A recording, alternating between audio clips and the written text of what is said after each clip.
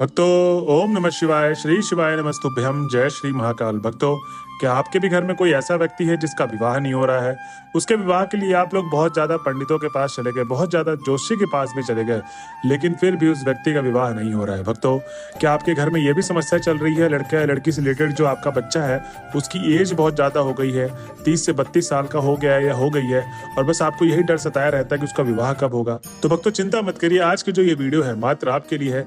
गुरुदेव जी ने आज के इस वीडियो में 2 से 3 इतने सुंदर उपाय बताए हैं जिसको अगर आप करते हैं अपने जीवन काल में, तो आपके जीवन में जो भी विवाह से रिलेटेड समस्याएं चल रही हैं, चाहे आपका विवाह नहीं हो रहा है, चाहे आपके विवाह में कलेश होता है, चाहे आपके उम्र बढ़ती जा रही है, जो भी समस्याएं हैं, दिक्कतें हैं, वो सारी की सारी समस्याएं जड़ से समाप्त होने वाली है। तो भक्तों, चलिए चलते हैं उपाय की तरफ और जानते हैं गुरुदेव जी ने आज के इस वीडियो में कौन कौन से उपाय बताएं विवाह से रिलेटेड। और जो भी भक्त हमारे चैनल में पहली बार आए हैं और मेरी आवाज पहली बार सुन रहे हैं, तो चैनल कर ले सब्सक्राइब और बेल नोटिफिकेशन को ऑन कर ले, जिससे गुरुदेव जी की आने वाली अपकमिंग वीडियोस आपको मिलती रहे। अब भक्तों, जैसे कि आपने थंबनेल में देखा है कि जो पहला उपाय है मैं आपको वही बताऊंगा, 21 चने की दाल वाला उपाय। जी हाँ भक्तों, गुरुदेव जी कहते हैं कि जो भी भक्त ये 21 चने की दाल वाला उपाय करता है सोमवार वाले दिन, उसकी जो भी मनोकामना है भगवान भोले बाबा अवश्य पूर्ण करते हैं। तो चलिए आइए जानते हैं गुरुदेव जी ने ये 21 चने की दाल के उपाय में क्या क्या बताया। तो सबसे पहले तो आपको 21 चने की दाल ले लेना है। ठीक, अब ध्यान रहे कहीं से ये दाल टूटी फूटी ना हो, खंडित ना हो। ठीक, एकदम अच्छी दाल होनी चाहिए आपको, और 21 की 21 दाल आपको गिन के ले लेनी है। ठीक, उसके बाद भक्तों, गुरुदेव जी कहते हैं कि आपको तांबे के लोटे में एक जल लेना है। तो तांबे के लोटे में जो जल लेंगे वो घर से आपको भर के लेके जाना है, मंदिर परिसर से आपको जल नहीं भरना है। इस चीज का आपको विशेष ध्यान देना। ठीक, उसके बाद भक्तों, गुरुदेव जी कहते हैं कि उसी 1 लोटे जल में आपको एक बेल पत्र भी डाल देना है। तो जो आप एक बेल पत्र लेंगे वो कहीं से कटा पिटा खंडित ना हो, इस चीज का आपको विशेष ध्यान देना है। ताजा बेल पत्र चाहिए। तो मात्र सिर्फ और सिर्फ ये 3 सामग्री चाहिए, 21 चने की दाल, 1 लोटा जल और उसी में 1 बेल पत्र।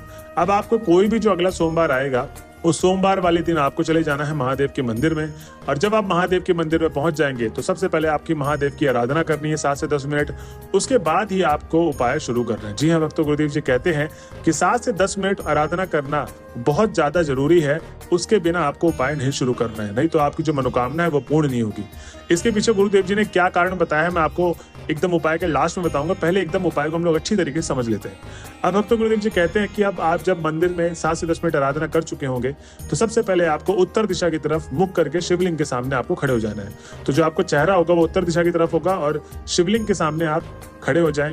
अब आपको सबसे पहले तो 21 चने की जो दाल लेकर गए वो आपको अर्पित करना है माता अशोक सुंदरी के स्थान पे। कहाँ करना है?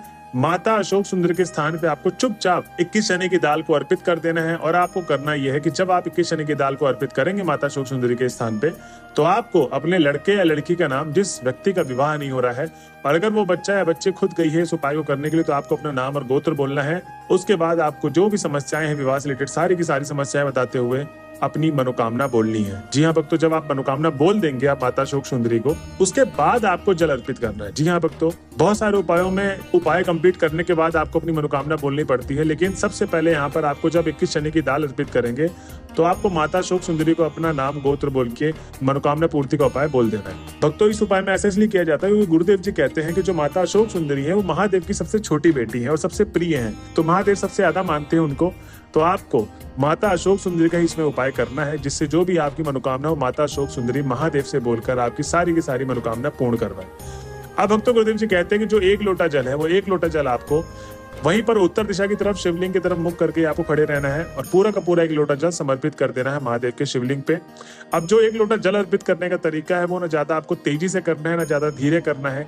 एक समान धारा बनाते हुए, जैसे आपने नदी को देखा एक समान धारा की तरह बह रही होती, ना ज्यादा तेज ना ज्यादा धीरे, ऐसे ही आपको एक समान धारा बनाते हुए पूरा का पूरा जल समर्पित कर देना है महादेव के शिवलिंग पे। और उसके बाद आपको अपनी मनोकामना पूर्ति का उपाय बोलते हुए अपने घर की तरफ चले जाना है। भक्तों, गुरुदेव जी कहते हैं कि जो भी भक्त मेरे बताए गए उपाय को, 21 चने की दाल वाला जो उपाय मैंने बताया है उस तरीके से करता है जैसे जैसे मैंने बताया है, उसकी जो भी मनोकामना भगवान भोले बाबा उसकी मनोकामना अवश्य पूर्ण करेंगे। तो भक्तों, ये था पहला उपाय जो आप सबको करना है। अब जो मैं आपको अगला उपाय बताऊंगा, गुरुदेव जी इसमें कहते हैं कि आपको चाहिए इसमें 1 बेल पत्र की डंडी। अब जो 1 बेल पत्र की डंडी लेंगे वो ज्यादा बड़ी डंडी ना ले, नॉर्मल डंडी ले लें। उसके बाद आपको चाहिए 1 काली मिर्च। उसके बाद तीसरा जो सामग्री चाहिए आपको 1 लोटा जल, वही तांबे के लोटे में जल भरना है। और जल कहाँ से होगा? घर से भर के लेके जाना है, मंदिर परिसर से जल नहीं भरना है। ठीक, तो ये तीनों सामग्री लेके आपको ये उपाय कब करना है? किसी भी सोमवार के अष्टमी वाले दिन। तो जो भी भक्तों अगला सोमवार का अष्टमी होगा उस दिन आपको ये उपाय कर लेना है। अब इस उपाय को करना कैसे कैसे है, चलिए आइए जानते हैं। तो सबसे पहले भक्तों गुरुदेव जी कहते हैं कि आपको मंदिर में जाना है, 7 से 10 मिनट आराधना करनी है, उसके बाद ही उपाय करना है। ठीक, तो आपने आराधना कर ली। अब उपाय करने के लिए जब आप तैयार हैं तब गुरुदेव जी कहते हैं कि आपको उत्तर दिशा की तरफ मुख करना है और शिवलिंग के सामने आपको बैठ जाना है। तो आपका जो मुख होगा वो उत्तर दिशा की तरफ होगा और शिवलिंग के सामने जब आप विराजमान बैठ गए तब जो आपको शिवलिंग का जो सामने वाला भाग दिख रहा है ना, जहां पर आप बैठे हैं, तो आप अपनी आंख खोल के जो सामने जो शिवलिंग का भाग दिख रहा है आपको, उसके जस्ट अपोजिट मतलब जस्ट पीछे आपको वो एक बेलपत्र की डंडी और एक काली मिर्च रख देनी है। ठीक, तो जो अपोजिट वाला साइड होगा, जो आपको नहीं दिख रहा है हिस्सा, वहीं पर आपको एक बेलपत्र की डंडी और एक काली मिर्च रख के अब आपको खड़े हो जाना है।